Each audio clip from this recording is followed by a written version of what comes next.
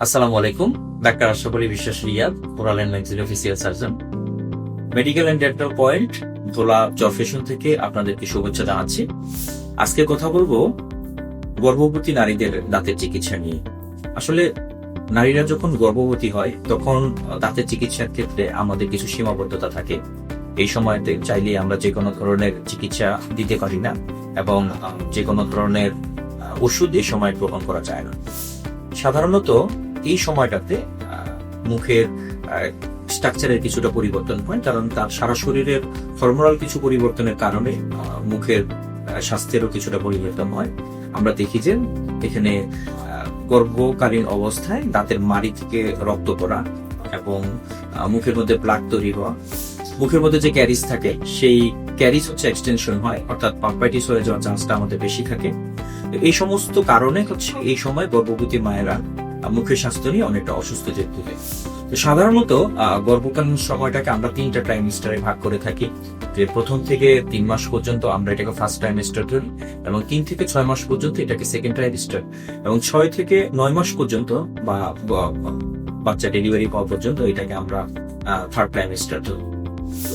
Treatment করার ক্ষেত্রে সাধারণত এই সময়টাতে অর্থাৎ প্রথম ট্রাইমেস্টারে আমরা কোনো অস্ত্রোপচার করতে পারি না, এবং এরপরে সেকেন্ড ট্রাইমেস্টারে আমরা যদি মাইনর কোনো বিষয় হয়, যেমন দাঁতের ব্যথার জন্য রুট ক্যানাল ট্রিটমেন্ট, এবং মুখের মধ্যে যদি কোনো প্লাক বা ক্যালকুলাস জমে থাকে তাহলে সেটাকে রিমুভ করার জন্য স্কেলিং, এই বিষয়গুলো হচ্ছে এটা আমরা সেকেন্ড ট্রাইমেস্টারে করতে পারি।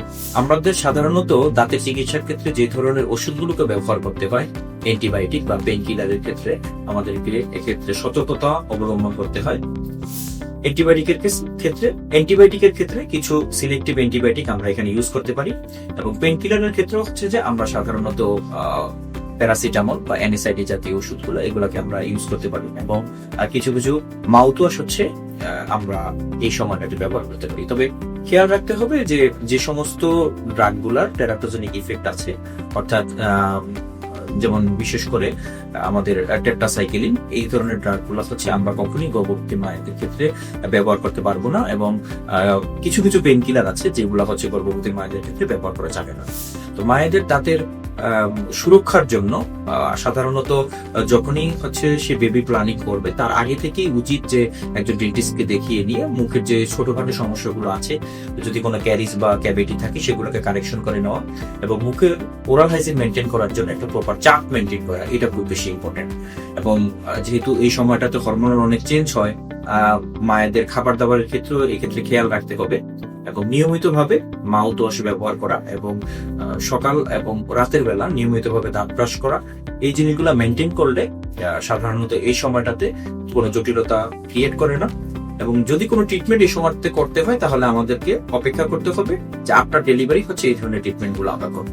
এবং খুব কমনলি হচ্ছে মায়েদের মাড়িতে আমরা হচ্ছে জিনজিভাল ইপিউরিস নামে এক ধরনের প্রবলেম পাই, যে মাড়িটা বেশি ফুলে যায় এবং ওই জায়গাটা থেকে হচ্ছে রক্তপাত হয়।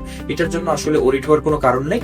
আফটার ডেলিভারি এটা ফিজিওলজিক্যাল একটা কন্ডিশন, এটা ঠিক হয়ে যাবে, এবং সে সময় পর্যন্ত আমাদেরকে অপেক্ষা করতে হবে।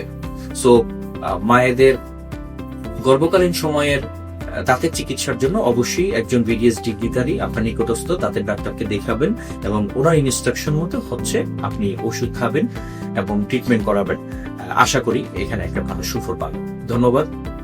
ইনশাআল্লাহ দেখা হবে নেক্সট কোনো এপিসোডে নতুন কোনো বিষয় নিয়ে আপনাদের সাথে কথা। আসসালামু আলাইকুম।